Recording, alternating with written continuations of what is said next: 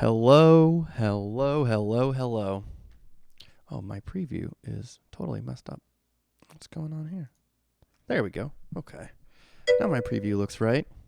You couldn't find the broken vocab list. Let's make sure I posted it and I'm not losing my mind. Could happen. Where did I say I posted it? Did I say I was going to post it?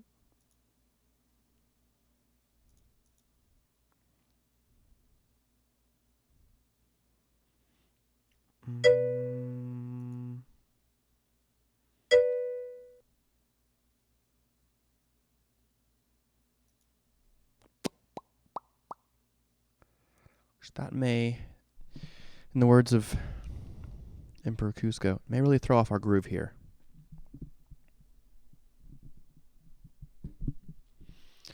Let's see. So I made the list. It would be stupid of me if I didn't actually give it to you. But I don't immediately see it either. So, yeah. That's not so good. I gave you access to MindTap. That's definitely something. But it's not a study guide, is it? Where even is...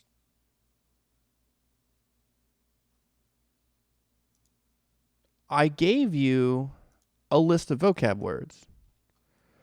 I put it with that. Didn't I? Yeah. So I had posted these data files before. I had posted these... I had posted these vocab words. Hey, Antavis, Francisco, Fabi, everybody. Hello, hello, hello. Do you have your hand on the wrong spot of the keyboard? Wait, I'm going to F-I-L. Yeah, I mean, that's pretty close. You push the right buttons, just had your hand in the wrong spot. Happens to me all the time. So yeah, under data files. I'm trying to remember, what did I say?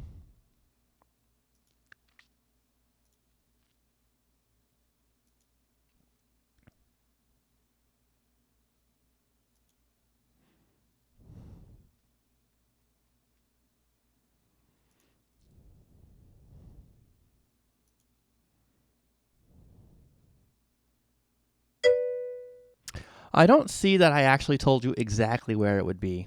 It is right at the top of data files, but that may not have been super obvious that it was there. I might sneeze. I might not.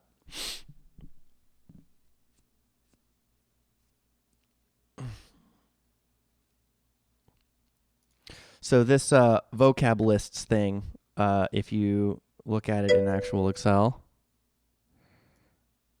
then there's a tab for 11A. Of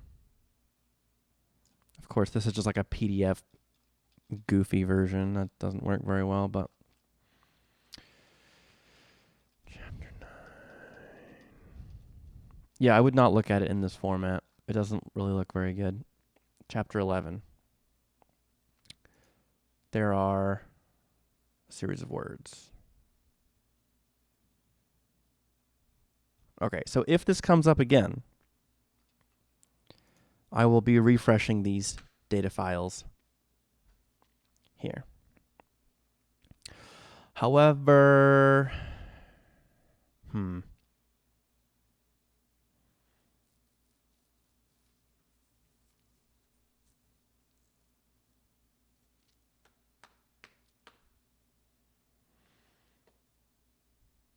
a lot of the stuff is, stuff we talked about in class. So hopefully it's all pretty familiar anyway. If it isn't, I'm trying to think what actual words are...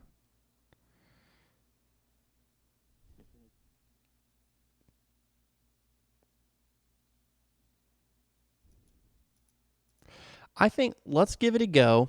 I think that, relatively speaking, this is an easier list of words than some of them are. So even if you haven't studied, you might be able to pull one out. So give it a go. See what happens. All right.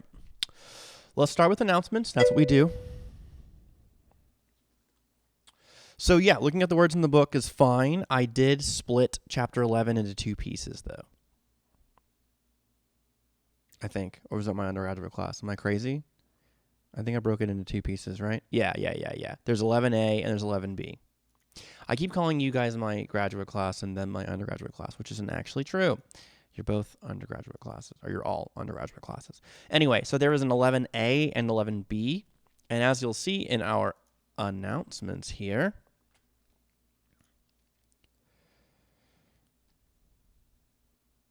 there is a, whoa, the heck? My phone is, I think my phone updated with a new operating system update, and it's a little whack. I'm not sure I like it. Okay, got my mobile dashboard up here.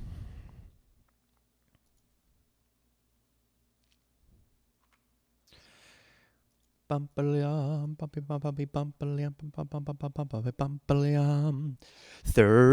April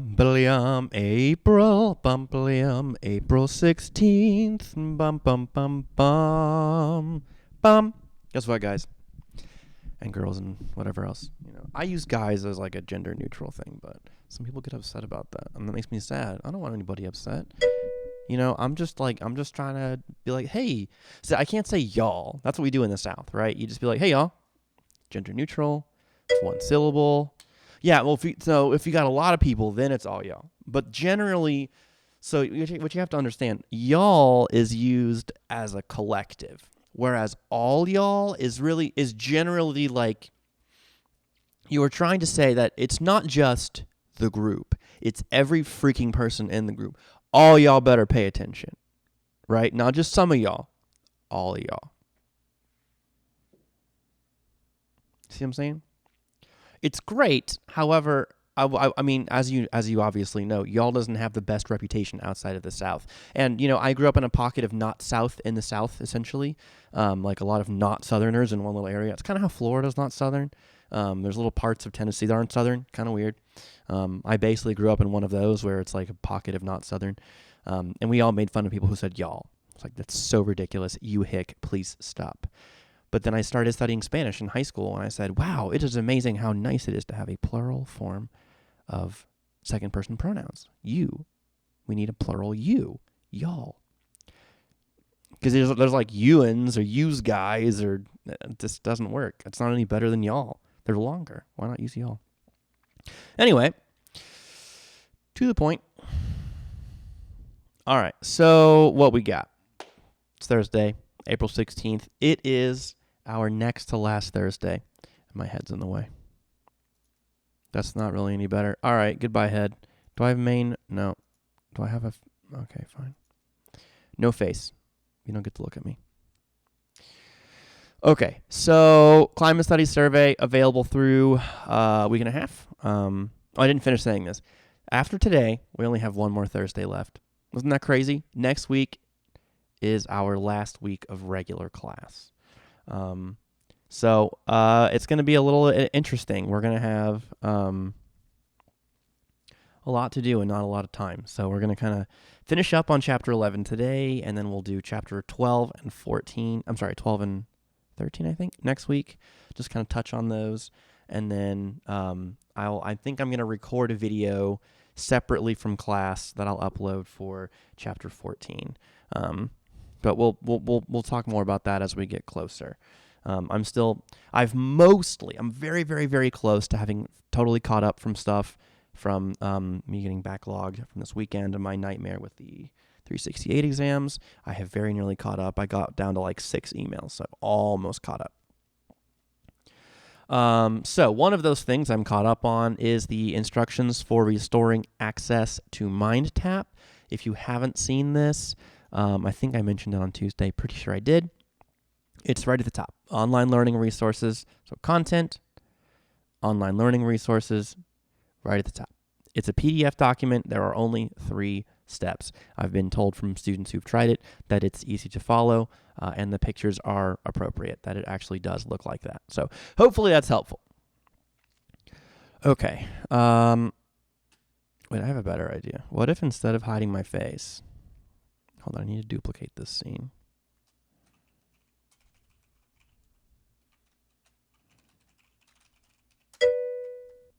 It worked for you as shown. That's what I like to hear. Okay. Copy all. It didn't work. Copy. Paste. Huge face. Awesome. That's the way I like it. I should have a giant head all the time.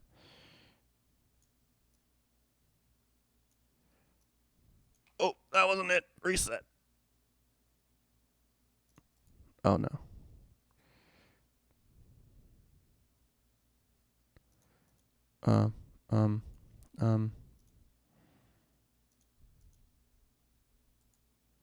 There we go. Transform.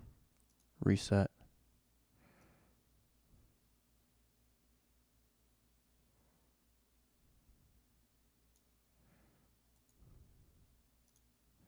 Okay, yeah, remove that. This is not what I had in mind, guys. It exploded on me. This is my...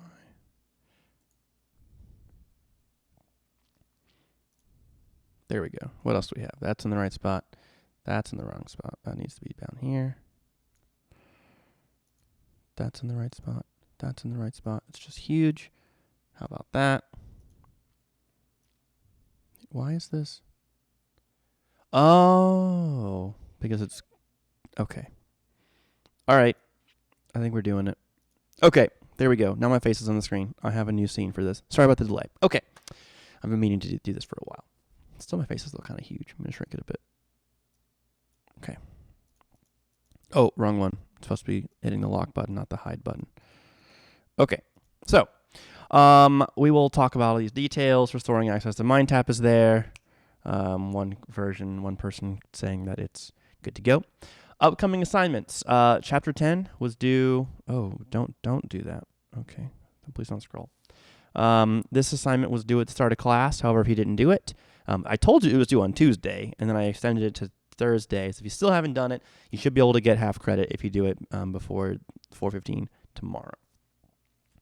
Chapter 11 assignment, I started looking at it. I haven't had a chance to finish curating the questions and make sure they're all good, appropriate for what we cut out, partially because I'm not entirely sure how much time we'll get through today. That will be due on Tuesday at 4:15. I still haven't decided what we're going to do for a Chapter 11 quiz, but whatever it is, it's not going to be this weekend, so I might give it to you next week or something. But for now, don't worry about it. We got our... Chapter 11 vocab quiz, broken down list on D2L. I'm going to add a little note to this. D2L. Data files. Okay. Save. That's uploading. It will say data files there for now, and we'll do Chapter 11 Part 2. So people like Ethan, who are just studying from the book, are probably already ready for the vocab quiz on Tuesday, because he learned all the words, which he didn't need to. Reminder that Chapter 9 assignment videos just aren't happening. I just don't have time to get it all done in the amount of time that we have. So I will be looking at where the grades are and then giving, people who submitted it mostly will get a 100. And then if you did really poorly or didn't do it at all, then I'll just exempt you. Also this weekend, so I'm going to try and have that done by tomorrow. By the end of the day tomorrow. Similarly, I'm going to get to your resume resubmissions tomorrow. They'll do both of those quickly. Those shouldn't take me very long. And then I'm going to get started on the midterms. My goal is to have those finished by the end of the weekend. That will take me several hours, so I don't think I'll be able to get it done tomorrow. Yeah. And then next week I'll be grading the quizzes. I have a quiz for you guys, a quiz for my 368 class, and an in-class assignment for 368. I also have to make a rubric to send for the teaching assistant for something else they turned in right before the break. So I've got a ton of stuff that I'm trying to get caught up on, both for your class and for the others. So I appreciate your patience. We are getting there. Lots of technology issues, and not everything has been resolved. I still have issues. I still have problems from things that we started with, starting coming back, just people with technology issues and whatever. And so it's been a lot of work trying to get everything sorted. So I apologize for all this time. Trust me, it's not fun for me, and I'm not trying to waste your time or make you wait stressfully. Okay, so not a whole lot new, mostly recap. All right, let's take a stab at this vocab quiz. Let's give it the old college try. Make visible to students. Restrictions. I forgot to put in the timing. Come on.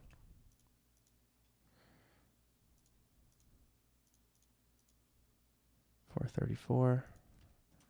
Make it 4:55. Go. Chapter 11A, a vocabulary quiz. I'm going to edit the name so that it matches these. Why did I name it vocab quiz? Okay, I did. There we go. Quiz. All right, it should be there. I'm going to go off mic for the minute. If you have any questions for me, I'll be here in the chat. I'm gonna just not say anything, and I'm gonna mute the audio on the computer so you won't hear the dinging in the chat. So good luck.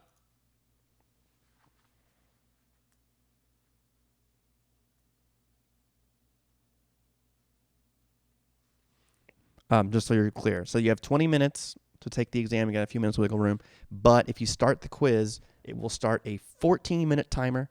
And after 1 minute beyond the 14-minute timer, it'll kick you. It'll freeze your thing as it stands. So 15 minutes to take it, 20 minutes in there to start it.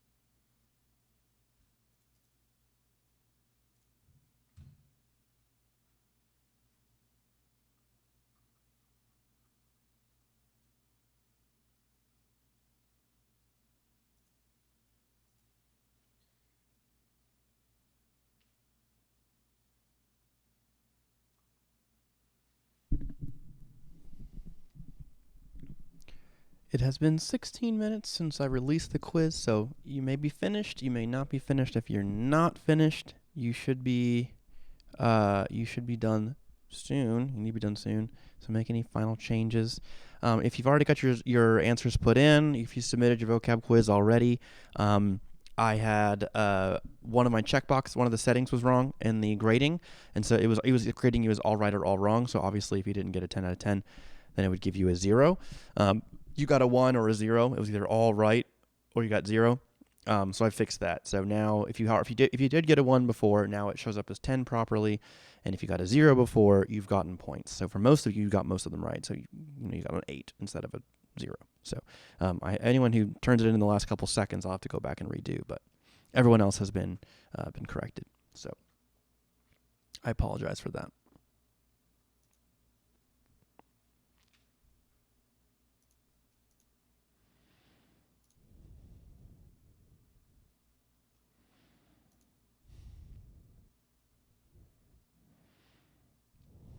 Okay, no one has submitted any more since I edited them, but I'll keep an eye on it. Ooh, I like this background. I have a folder full of 2 monitor wallpapers. So I have 2 monitors set up, one over here where the webcam is sitting, and then I have one over here where I'm looking at my preview, talking to myself. And so the colors like morph across the 2 windows, but you can only see the one. So you may see several wallpapers that don't make any sense because it's like half of a scene, and that's why.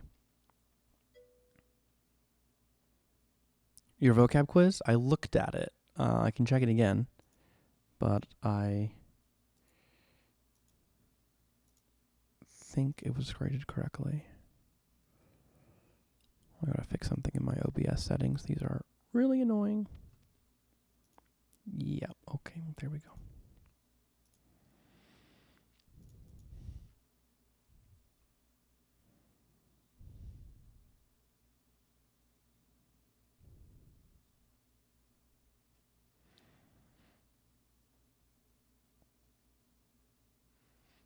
So there are a couple questions that are quite possible, quite easy to interchange. And several of the people who made mistakes on this on the vocab quiz interchanged the obviously interchangeable ones, meaning the ones that have very similar definitions.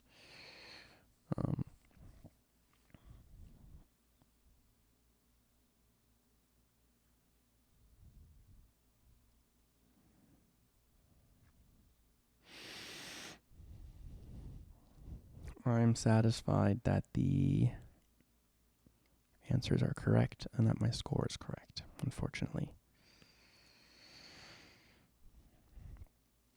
Okay. You mean as far talking about the mind tap. I mean, yeah. So yes, if you don't make any changes, you will continue to get the answer wrong. That is when you should be reaching out to a classmate, to me, to a tutor, somebody, and let me help you. So I don't want it to just tell you the answer, because then you might learn, but you'll definitely get the answer correct, and that's not ideal, because it's just giving the points away to anybody who fills it out. Because on some questions it changes the answers, meaning it changes the inputs, which changes the answers.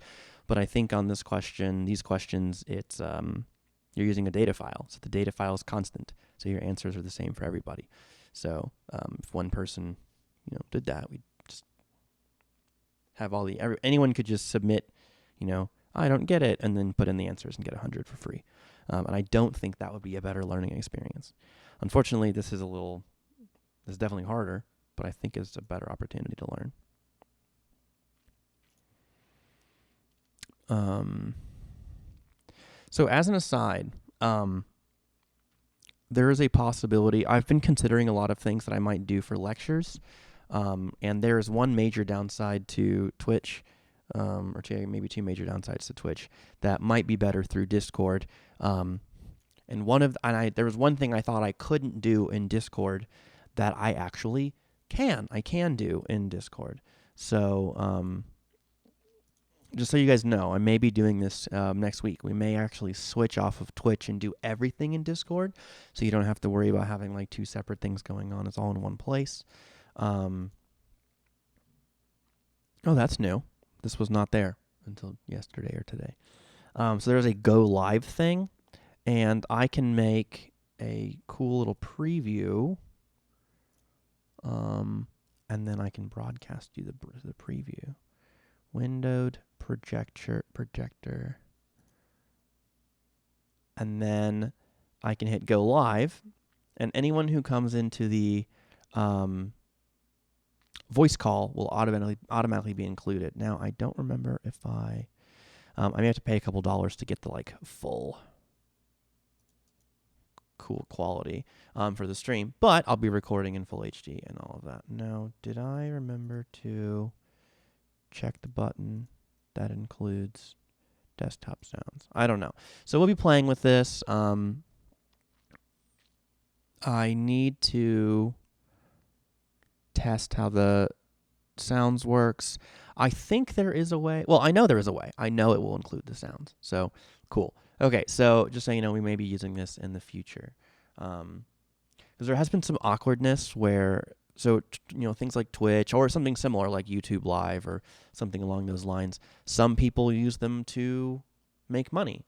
And so, there have been some students who have asked me like, are you going to use, the numbers and stuff that you get from doing this as a way of launching your Twitch account? I was like, obviously not. I mean, to me, it's never even thought about it. Like, it did not cross my mind that would be something that I would do. I'm not interested in it. But because it's something that could be misconstrued, I don't want anyone to, have any awkward questions. So I'm going to talk to administration, talk to my boss about what he thinks, what he wants us to do, and whatever. Like I say, I don't believe there's an ethical dilemma, but if other people do, then even if I'm not ethically compromised, then other people may still have a concern. So, and that's not good. We don't want anyone to have any questions. So, I'll let you know. I'll keep you up to date about that. For now, let's hippity hop in the spirit of Easter into chapter 11. We've got half an hour. That's a good amount of time. We should be able to do some interesting things in half an hour. Okay. Slide 28, is that where we left off? I forgot. I wrote it down earlier. It's whatever the end of this section is. Okay. Slide 29. 29. It's not labeled on the title slide, but, Okay, so let's do a couple things. One, let me hide this presenter mode. Let me put myself back down here on this mode. Let me add something to my to-do list briefly. Sorry. Okay.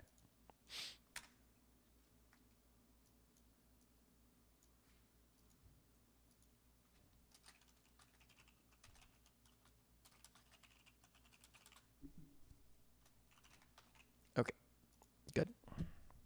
So last time we talked about the basics of linear programming. We talked about how it's done in Excel with Solver, and we talked about maximization problems. So trying to make as much money as possible. So we used the maximize button, put in some constraints, put in objective function, put in our decision variables, and then clicked the go, or I guess it's okay, but whatever. Clicked the solve, maybe whatever button says, solve, I think.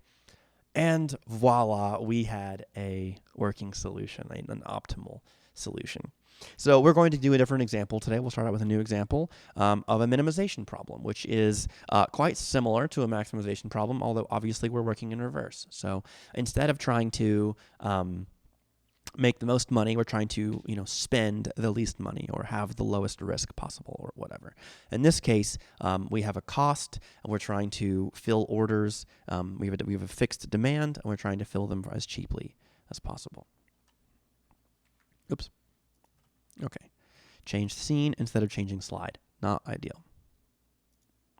Can I please not have all my preview stuff red? What is this? Please stop. I don't like it. Oh, I know why. Did I fix it? No? What if I click and then unclick it? It's just going to be this way, isn't it? I don't know how to make it go away. All right, only I can see it, so I'll just suffer in silence. Okay, so minimization problem. So we have a production cost for these two products. We're going to be making product A and product B. These are both chemicals produced in units of gallons. Of course, we could produce a half a gallon if we wanted, but we're measuring it in units of gallons.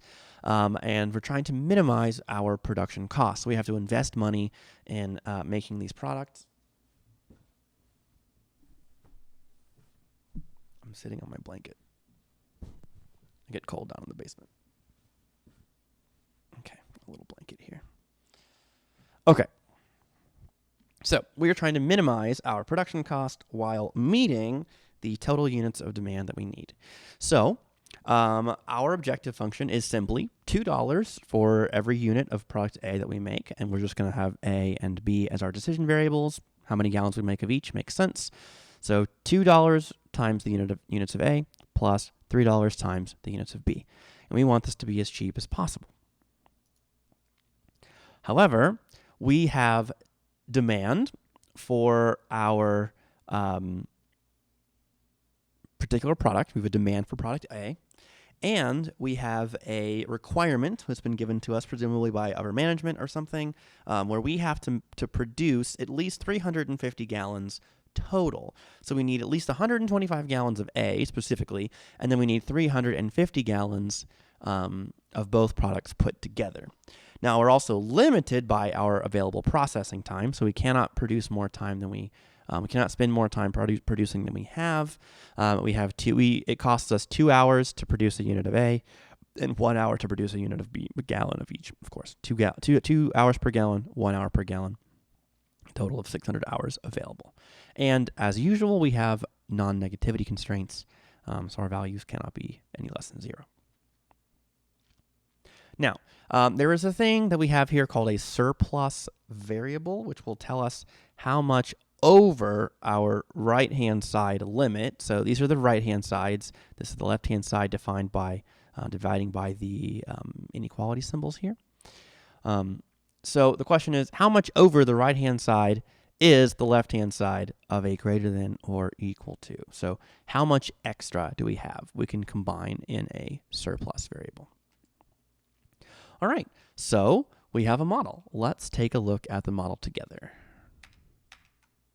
So this will be under data files, chapter 11 data files, and this is the M and D spreadsheet. I looked at these before class and they're exactly the same. I think one of them was supposed to be blank, but they're both completed. So unless I'm crazy, in which case they're different. Okay, so let's all pull up the M and D chemical model. I want my head in the other corner. Okay. So while you're pulling this up, I'm just going to kind of be talking. So remember, we have a general rule. We want our parameters and our model to be separate so that entering data goes somewhere else than the formula. We don't want to risk breaking a formula by when we're entering our data. That would be a really bad mistake. So we have parameters up here, model down here, and then decision variables are clearly identified in this border with the gray fill. So what do we have? Well, we have product A, product B, and we have processing time. So we know it takes 2 hours to produce a gallon of product A, an hour to produce a gallon of product B, and a total of 600 hours available. Now we go to production costs. They're the same, either one. I downloaded M and D. I'm pretty sure they're both the same. I think one of them was supposed to be blank, but neither of them are. Production costs, $2 for product A, $3 for product B per gallon. And some restrictions. We need 350 gallons of total production at least, and we need at least 125 gallons of product A. So then we are going to, for some example solution, we can plug in some numbers and we'll get a feasible solution. So why is this the baseline solution? Well, we know we have a minimum product A, right? That's this guy right here, minimum product A. Okay, so we'll just type that in. We need 125. And we know we need a total of 350. So I could do the math and say 350 minus 125. Okay, this is the absolute minimum. But that's actually more thought involved than just saying, okay, minimum required 350. Okay, I popped 350 in there. Why not? Make it simple. Even easier. The whole point is we're just getting a solution. We just need to see if our formulas are working. In fact, it doesn't even have to be a feasible solution. We just need a solution. If it's not feasible, then we'll fix it later when we run the model. It doesn't actually matter what the solution is for the moment. But we've got these numbers typed in. Let's take a look at our minimized total cost formula. These times those, sum product. Okay, if I do some math in my head, 125 times 2 is 250. 350 times 3, okay, that's a little harder. That's 900 plus 150, so 3 times 300, 900. 3 times 50, 150, so 900 plus 150 is 1050. So 1050 plus 250 is 1,300. Excellent. $1,300. That's what we should be getting. Formula is working properly. Okay, let's come down here. Product A. These are gallons of production. How much is provided? Well, we're just referencing our decision variable, and we're referencing our minimum, our requirement up here. Okay, those both are fine. They're just references to other cells. Similarly, total production. Okay, we're adding together the two values we're producing. You can just use a plus symbol. You can use a sum formula if you want. If you have multiple products, that's much faster. But for just two, a plus sign is fine. And how much is required?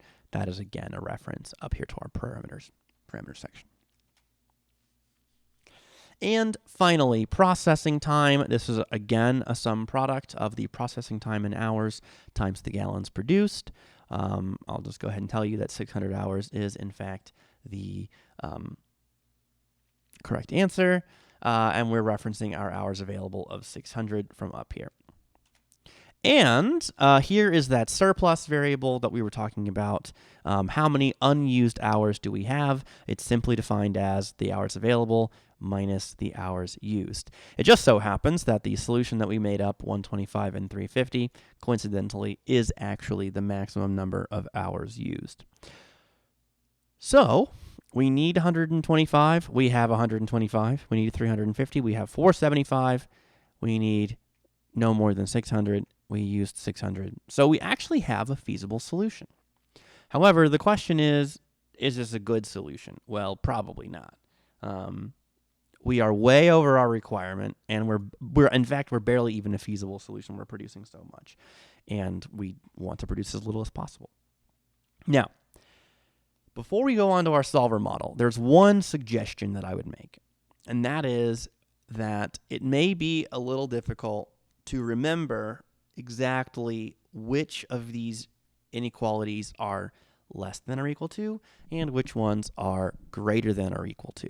So I strongly recommend, rather than you having to read the labels and remember, I strongly recommend actually typing in a symbol into the cells in between to help you keep it straight. So what we're going to do is we're going to insert some cells to move these over. And I don't want you to copy and paste. I want you to actually use the insert function, or else it will break the model in solver, although we're going to delete it and rebuild it. But still, it's just a better habit to insert. So that's in the right-click menu near the top. Insert up here, a third of the way from the top. Insert. And then we're going to want to leave at the default shift cells right. If you're watching from a phone or something, that's not going to be legible probably, but it says shift cells right. Now, we do have a bit of an awkwardness because it gave me a weird merge and center, or is it wrapping it? What is it? Why is it doing this? This shouldn't be merged. I think that's just a bug. Interesting. Nicely done, Excel. Good bug there. Oh, well. Okay, so if I have something required, production required, what kind of symbol should go here? Do I want this one? Or do I want this one? How did I fix it? All I did, I went to the alignment tabs, and I just toggled the centering Turned it off, turned it back on again. It's literally the infamous turn it off and back on again fix. I can zoom in a little. I will start cutting out the model if I continue to zoom, though. Unfortunately.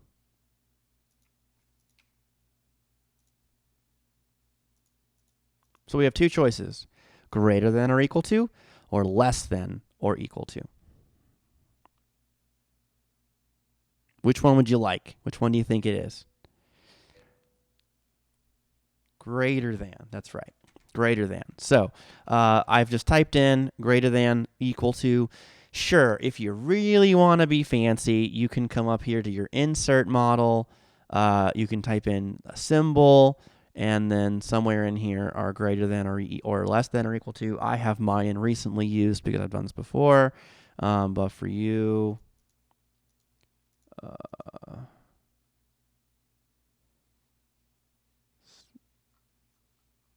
spacing, currency symbols, number forms?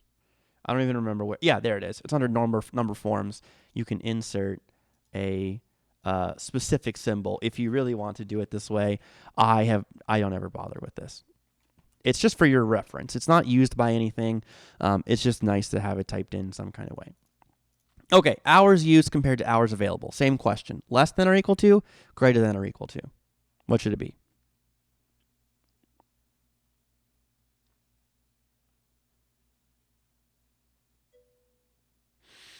Less than. That's right. Now I'm going to just use the regular typed it in symbol. I'm not going to bother with the fancy one. It doesn't really matter. It just matters that you can see it. So I like to have it centered. I find that that's something satisfying to me. I'm not sure that really matters. So now that we have our model built and tested, we can go into Solver and we can edit our settings. Now, if you don't remember this, Solver's on your Data tab. And because there's so many darn things on the Data tab, can I remove my data types button? I don't want it. Nice. So you could do things like this. You can take out specific buttons you don't ever use. And the main reason to do this, oh geez, I hit the wrong button. Don't do that. Okay. The main reason to do this is to make sure that your solver buttons fit on the screen. I pretty much use everything else, so I don't want to take anything else off. Yeah, I use all of these. So I could probably take out like some of this stuff, but mostly. The point is to have solver appearing. Now, if you don't have solver at all, then you need to go to options. Under your file menu, go to options, add-ins, click on the go button, and check solver add-in. File, options, add-ins, go, check solver, and hit OK. Okay, so I showed you that last time. If you don't remember, that's how you do it. Okay, but I want to move on. So, solver dialog box, solver box. I think I can zoom in on this and make it a little easier to see. It's so blurry when you zoom in like this, though. It's really annoying. And if I go too far, you won't be able to see anything. Yeah, not ideal. Well, so here's the filled out box. Even now, it's still pretty small. But you can see B16. So let's reset this. So you click the reset all button to get a blank one so we can fill it out. Unfortunately, it's really just not functional having it zoomed in that far. So if you're on a phone or a small screen and you can't read it, or maybe if you're, having trouble with your internet connection, and so it's not with good enough resolution to read it, just try to listen to my voice. And again, the solution is already on D2L, so you can pull that up and you can tab back and forth or something, or watch it again in the videos or post it, upload, something like that. I'm sorry, it's not a perfect solution. Okay, so objective. What are we trying to do here? Well, it says it right here. We're trying to minimize the total cost. It says so right here. All right, so my total cost is my objective cell. So I click inside the box for set objective, and I click on total cost. Now, am I maximizing total cost? Am I minimizing total cost? Or am I setting my minimum cost? Am I setting my total cost to a value of something? I'm minimizing. Exactly, Fabi. Excuse me, hiccup there. How are we determining our total cost? Well, we're changing the gallons produced. So I click in the changing variable cells box. I click and drag on my decision variables, which are color-coded for me, and I'm done there. So now the only other main thing I have to do is add my constraints, which I've already gone in and labeled them with these inequality symbols. So I just have to look where all my inequalities are and enter those into the model. So I have this add button. I click add, and that's going to go from my big box to my little box, add constraint. So the way that add constraint works is we put in something for the left side, we tell it what symbol we have, and then we put things in on the right side. Now, sometimes you'll do top to bottom, and so I would say top goes on the left, bottom goes on the right. But if it's nice enough that you can organize things left to right in your spreadsheet model, then it's even easier to type things in. So in our case, you just literally say, okay, well, here's a set of equations, a set of inequalities. So left, just click and drag, left. It's being grumpy, so my actual cell references aren't showing up when I highlight, but click and drag left to right, these two guys right here, which is B19 through B20.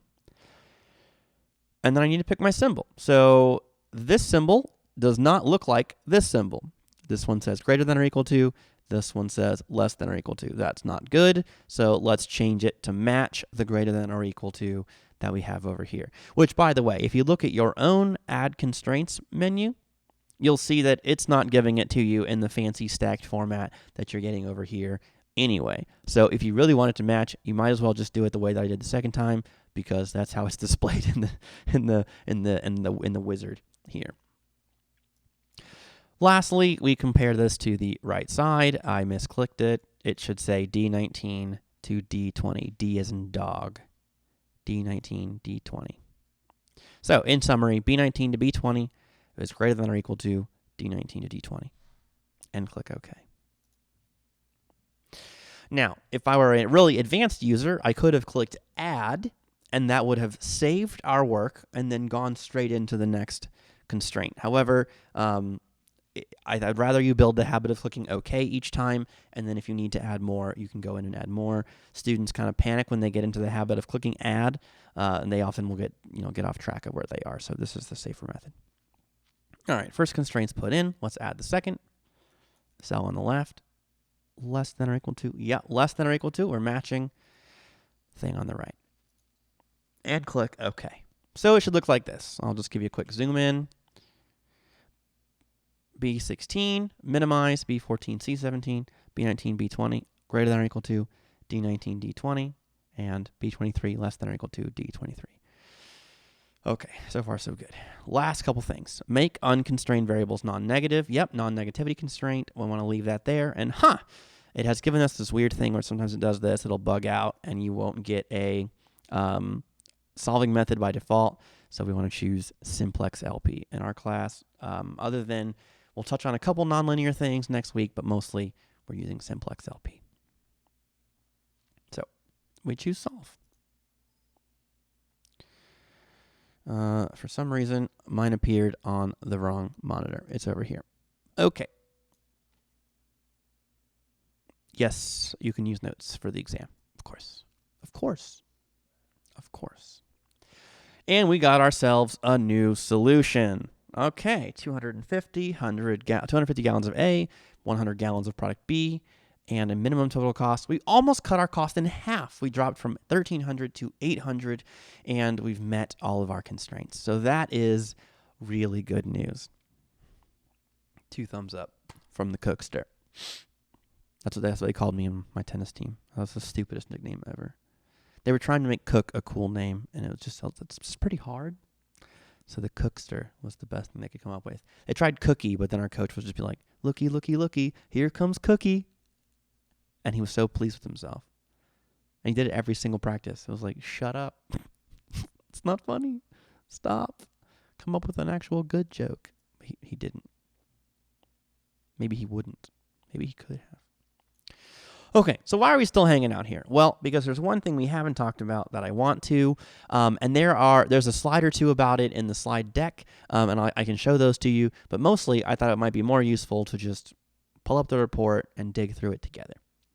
So we talked about answer reports last time, and I'm going to go ahead and click on it. But I also want to go ahead and pull up sensitivity reports, and let's take a look through this ourselves. So let's click answer and sensitivity.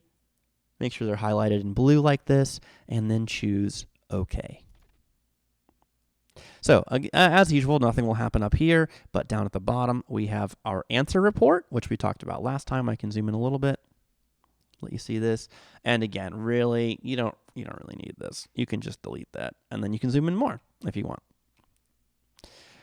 So here's some interesting things here. We get the our final solution with some constraint, our original value, starting value, final value, original, final value. How much improvement did we make in our objective function? Our constraint names, constraint values. What was the formula? Is it binding or not binding? That's important.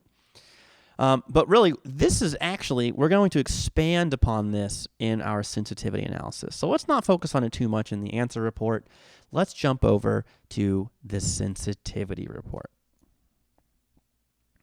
So it's actually a simpler report in terms of like what's on it, right? There's just two small tables, which is unfortunately a little deceiving. It's not the simpler report. It is definitely harder to interpret. There's just less on it. Okay. So, what do we have? We have the variables table, and we have the constraints table. Hopefully, that's at least somewhat self-explanatory. So our variable cells relate to our decision variables, and our constraints tell us information about the constraints. So we have our final value. We ended up with 250 gallons of product A and 100 gallons of product B. We have our objective function coefficients, $2 and $3 respectively. And then we have the allowable increase and the allowable decrease. So this tells us how much wiggle room is there in our objective function coefficient before our optimal solution will change. Okay? Let me say that again. How much wiggle room is there in our objective coefficient before the optimal solution will change? So let's just start with this one right here. Allowable increase of gallons produced of product A. Okay, so it's a value of 1. Our allowable increase is 1. How much is 2 plus 1? Hopefully it's obvious. $3 per gallon. Okay, so if this changes to 3 gallons, what would that change? Well, right now, it's cheaper to produce product A than it is to produce product B.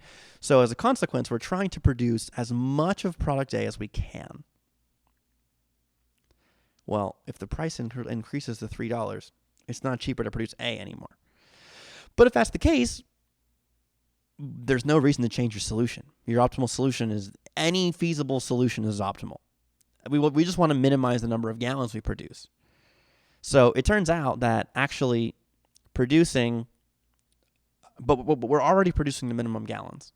So all of our feasible solutions are all the same. Does not matter what feasible solution we choose. They will all have the same objective function coefficient, the same objective function value.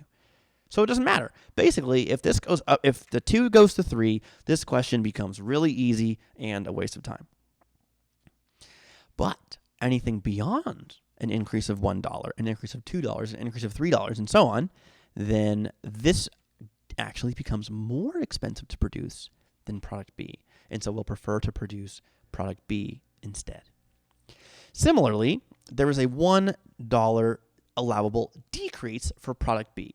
If your objective function changes in that the B now only costs $2 to produce, just like if the product A goes up to 3 and they're both 3, if they're both 2, all of your solutions are the same. And so it doesn't matter what your solution is, what number of gallons you produce, as long as it's feasible, you'll have the same objective function value for any minimum production schedule. So it doesn't matter. That's why both of those are 1. Now, how about our allowable increase? Now, if you're not familiar with scientific notation, we talked about it a little bit in this class, I think. If not, we talked about it last class, 368. But this is scientific notation. 1e30 means 1 times 10, where the 10 is raised to the 30th power, which of course is just 10 to the 30th power. 1 times anything is itself. So 1e plus 30 literally means 10 to the 30th power. 10 with 30 zeros. 30 zeros. A billion is 9 zeros. It's a billion, billion, billion, thousand. Essentially infinite. This can go up infinitely. Why? Because we're already producing as little of it as possible. So it doesn't matter how much more expensive it gets to produce. We have to produce it, and it's not going to change anything. Similarly, we're already preferring product A, and we're producing as much of it as possible. So if it just gets cheaper, more and more cheaper, it doesn't matter. We're still going to prefer to make as much of it as we have to, as much of it as we can, without going over our production requirements. So it's not going to change anything, getting bigger. So anytime you see this 1e30, what this is telling you is, in this case, it's an allowable decrease. So it's already small enough that it doesn't make any difference if it gets smaller, or in this case, it's already big enough that it doesn't matter if it gets bigger. So that is the variable cells. And a lot of this is, fairly similar to what we're going to talk about with constraints. So we still have allowable increases and allowable decreases, and they have sort of a similar process. So let's start with product A provided. And we're running out of time, so I apologize for kind of rushing us through this end part here. Product A provided. So how much product A did we make? Well, obviously, it's just the value of our product A produced up here. And what was the restriction? We needed to produce at least 125. We produced how much? 250. So this constraint is currently meaningless. It's not doing anything, right? Because we're producing more than we have to have. So we could take this constraint out and it would not change our solution. So we can see that there are 125 units before that this right-hand side can go up before it matters, right? So until this goes more than 250, it will not change our optimal solution.